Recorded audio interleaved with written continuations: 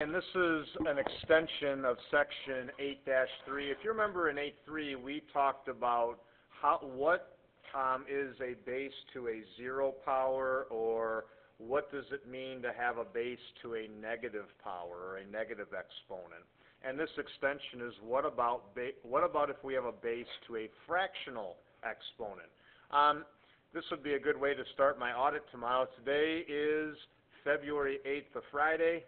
And you are enjoying a snow day today, and I'm up here making a video, so I hope you're having a good day. I'll ask that on my video audit. When did I make this video, and what went on today? And that would be the answer, that you had a snow day, and it's February 8th. All right.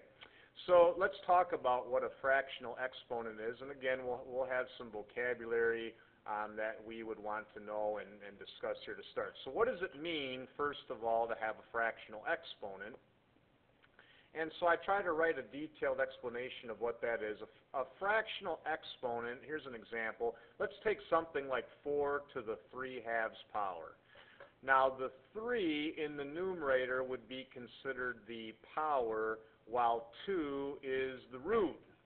Now we'll have to talk about again what power and root are in a minute. So when we have 4 to the 3/2 power, the 3 stands for third power, while the 2 stands for second root.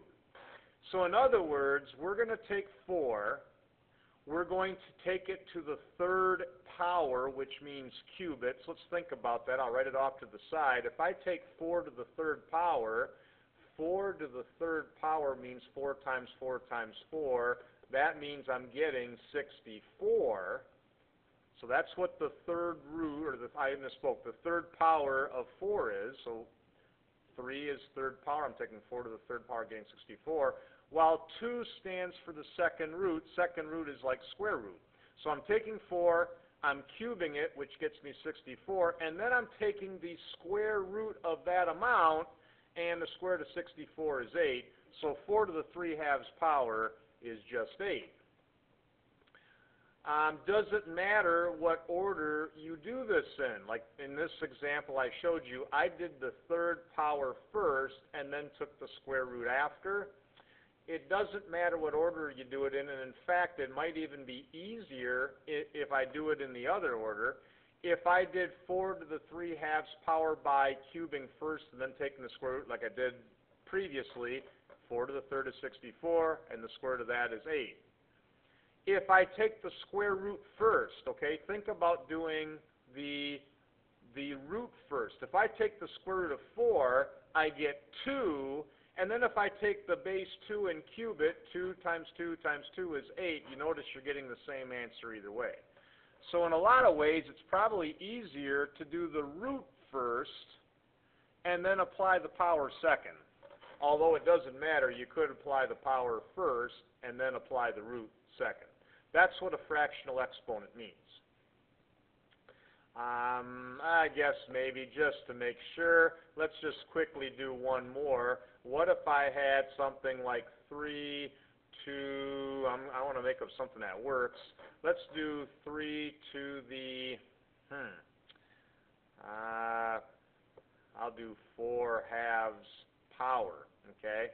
Well, 3 to the 4/2 power, 3 to the 4th power, I can't, the square root of 3 I don't know, but I do know that 3 to the 4th power means 3 times 3 times 3 times 3, which when you think about it is 9 times 9, which is 81. But then I got to square root that second root. The answer to this would be 9. Let me show you. I did that the long way. I did the 4th power of 3 and then square rooted. But think about it. Isn't 4 divided by 2 just 2? So the answer would be whatever 3 squared is, it's still 9. Okay? So that's what a fractional exponent means. What if I have a negative fractional exponent? Well, think about the rules that you were taught in the last video over section 8.3. Remember, a negative exponent does not mean you get a negative amount. A negative exponent means you're going to take the reciprocal of that base and apply the exponent. So if I had 16 to the negative-1/2 power, that really just means the negative doesn't mean negative answer. It means take 16, put it in the denominator, so I'm taking the reciprocal of 16, and apply the half power then. Well, remember, the second here, the 2 here means root. I want the square root of 16, which is 4, and then 4 to the first power would give me 4. This would work out to 1/4. So 16 to the negative half power is 1/4. How do I write a fractional exponent as a radical or vice versa? Remember, a radical, if you forgot what a radical means, let me just remind you.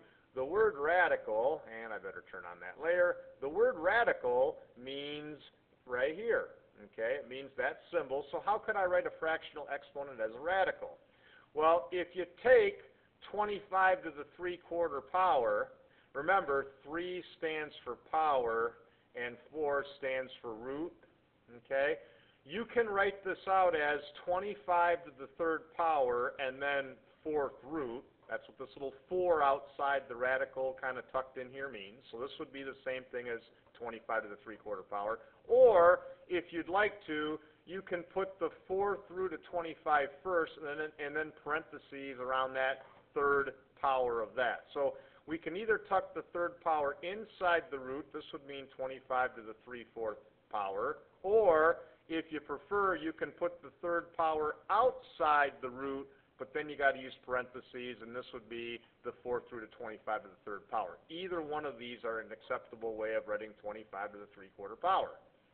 If you were given something like the 5th root of 15 to the 6th power, then you could write that as a fractional exponent by just remembering that here's the power, here's the root, and I can write that as 15 to the 6/5 power. You know, what about if you had something like the 7th root of 29? I want to write that as a fractional exponent. Well, remember, when I don't see anything here, that means I have a first power, because if I had 0 power, this would be 1. That's not 0 power, it's first power. I have 29 to the first power to the 7th root. You would just write 29 to the 1/7 power. Moving on. You know, you have worked with square roots many times up to this point, probably at least 3 or 4 times this year, and I know you would have done that before. But today might be the first day that some of you have worked with what's called a cube root, which means 3rd root. Maybe I should write that. And a cube root, remember, cube means 3rd root, 4th root, etc. Okay? So what are these things? And my pen just froze momentarily. There we go. So let's review a square root first.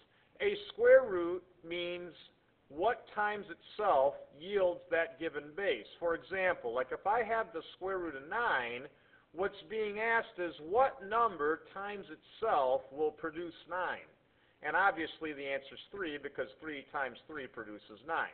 Now remember, you could write square root of 9 as 9 to the half power. Remember, 9 to the half power would indicate first power, 2nd root. We normally don't write the 2 in there if it's the 2nd root. When there's no number, the radical itself would imply 2nd root. Okay? So now let's think about 8 to the 1/3 power, or that would be the 3rd root of 8.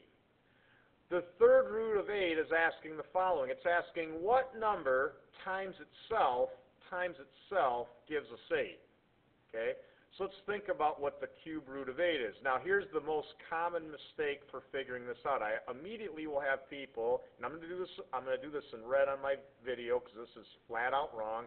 I'll have people that will just take 8, they'll divide by 3, they'll go ahead and they'll put that in their calculator just like I am right now, and they'll tell me that the cube root of 8 is, if you put it in your calculator, it's 2 2/3. It's 2.66 repeating. That's not the answer, because try it now. Let's remember, cube root is asking what times itself will give us 8. Let's try that. Let's see if 2.6, we'll round it even, 2.67 times itself gives us 8. Now remember, if we round it, it's not going to be exactly 8, but it ought to be real close. So I'm putting that in my calculator, and what I'm finding out is I'm getting 19.03. You notice this is not even close to 8. So you're not going to find the cube root of 8 by dividing by 3. Dividing by 3 is not the same thing as taking a cube root, okay? What we got to think about is what times itself is 8. Well, let's just do trial and error real quick. Well, I know 1 times 1 times 1 isn't going to equal 8. It's going to equal 1. What about 2 times 2 times 2? Well, 2 times 2 is 4. 4 times 2. Oh, there you go. It's 8. Okay? The cube root of 8 is 2 because 2 times 2 times 2 is 8.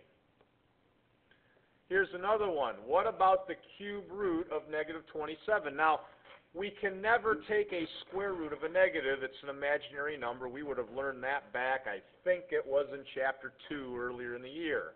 We learned about the number, the imaginary number I. Remember that? The imaginary number I represented the square root of negative 1. It's imaginary. Okay? Now, you can have cube roots of negative numbers, because think about this for a minute. Cube root is asking you, what number times itself is negative 27? Well, when you think about that, let me just think up here on my video. If I take a negative times a negative times a negative, I get a negative answer. I could take a cube root of a negative and get a real answer. So the question is, what negative times itself is negative 27? Well, again, I know it can't be negative 1 times negative 1 times, negative 1. That's supposed to be a 1 there. Can't be that because that's negative 1. If I do negative 2 times negative 2 times negative 2, I'm getting negative 8. Negative 3 times negative 3 times negative 3, well, I get a negative. Isn't 3 times 3 9 and 9 times 3 27? Well, there you go. The cube root of negative 27 is negative 3. And then, before I go on here, so fourth root would imply the same, okay? A fourth root, here's an easy fourth root. The fourth root of 16 is asking you what number times itself would produce 16. Well, again, by trial and error real quick, I know that 1 times 1 times 1 times 1 isn't going to work. It's 1, so that's not it.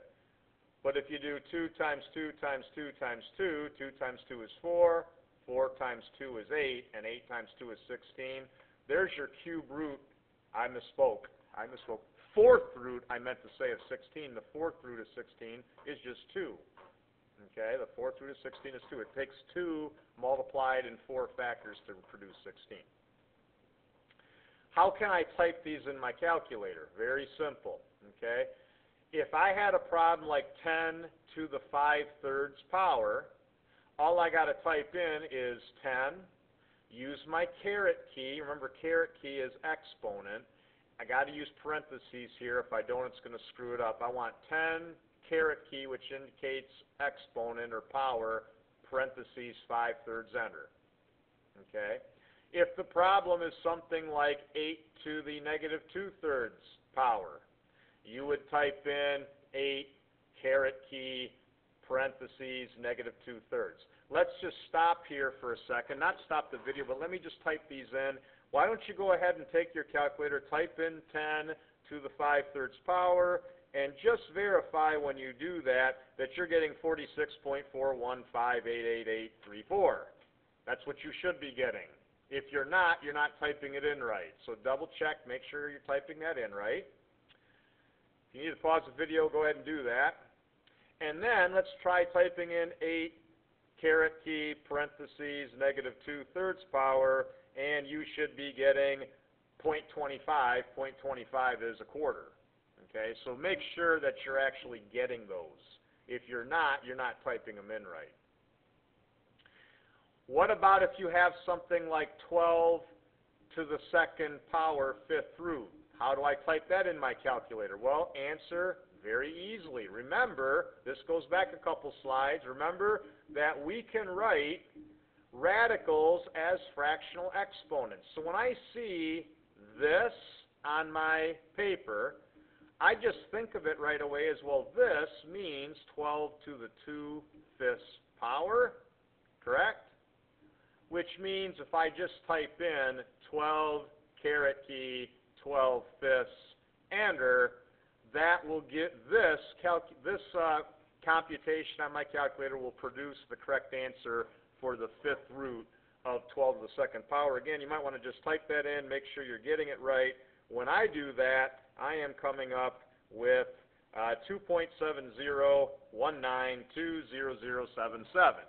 Just might want to make sure that that's what you are getting, okay? All the properties you've learned up to this point regarding exponents still apply. Remember, we learned 3 properties in section 1. And remember, those 3 properties, I'm just going to review those again. Remember, if you have product of a power, if the bases are the same and you're multiplying, you add the exponents. That was one property we learned. Power of a power property. Remember, if I have something, I'm just making it up here, like a squared to the 3rd power, that would be multiplication, that's a to the 6th. That was called power to power. And then the power of a product property was the 3rd property we learned. That might be something as easy as a squared b to the 3rd to the 2nd power. Remember, the second power applies to both of these, so I have a 2nd power of a squared, which is a to the 4th. I'm doing a power of a power.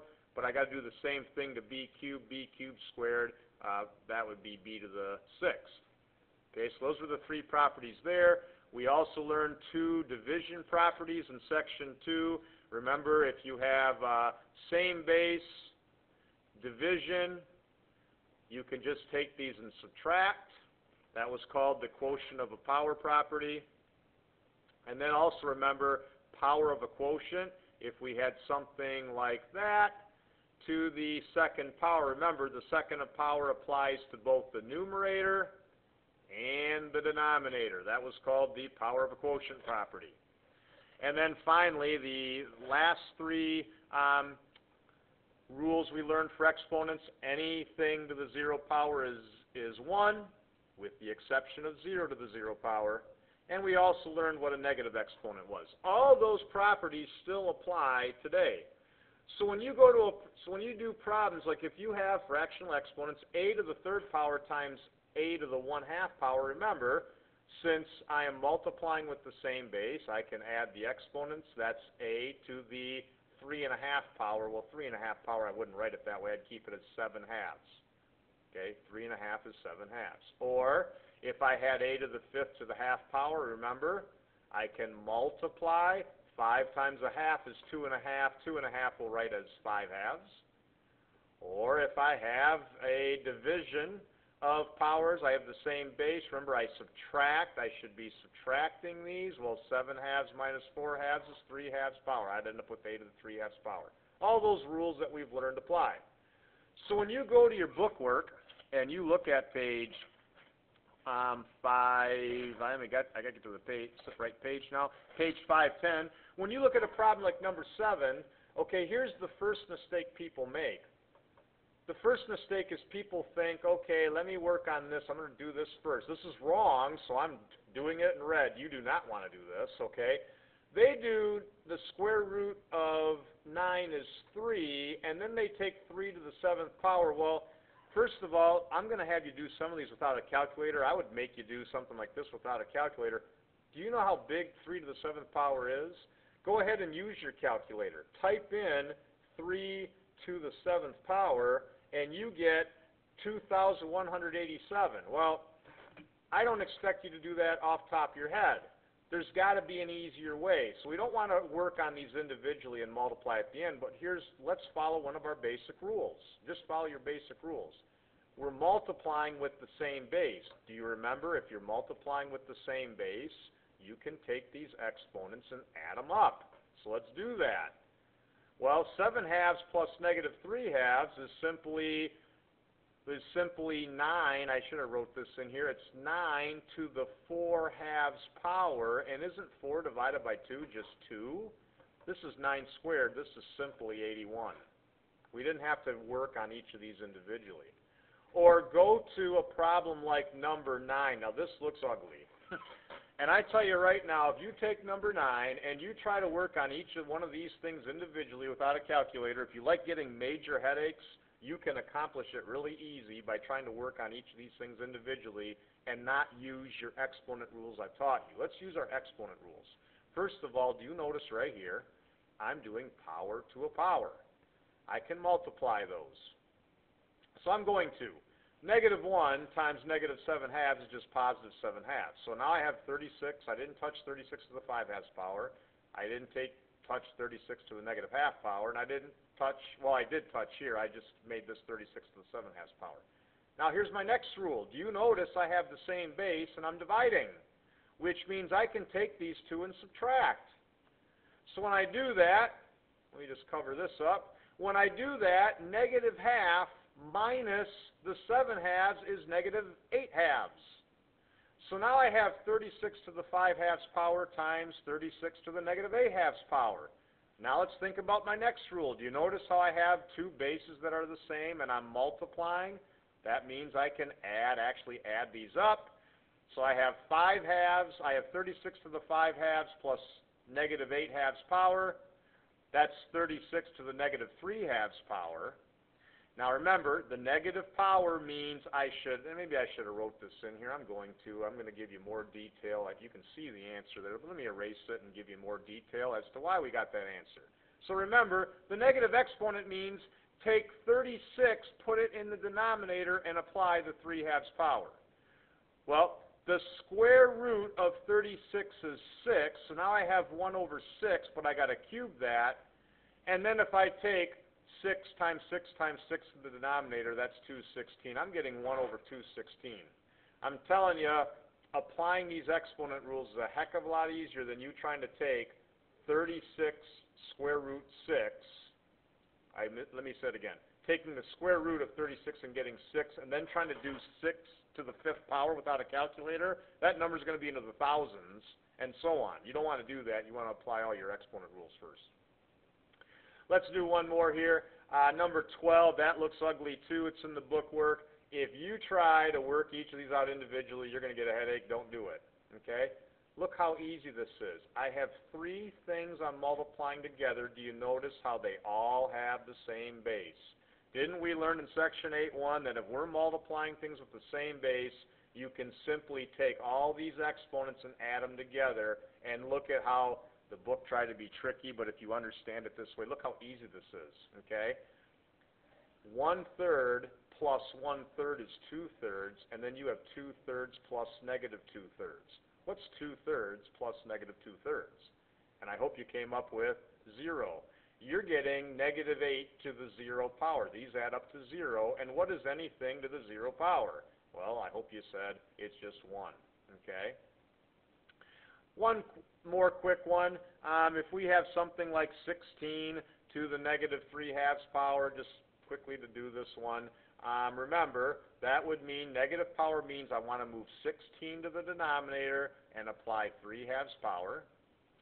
I'm going to apply the square root first. The square root of 16 is 4, so now I have 1 over 4, but I need to cube the 4. And 4 cubed, remember 4 times 4 times 4 is just 64. You get 1 over 64. Okay, so I'm going to stop my video there. I went through what it means to have fractional exponents and negative fractional exponents today. If we have questions, feel free to bring those up tomorrow.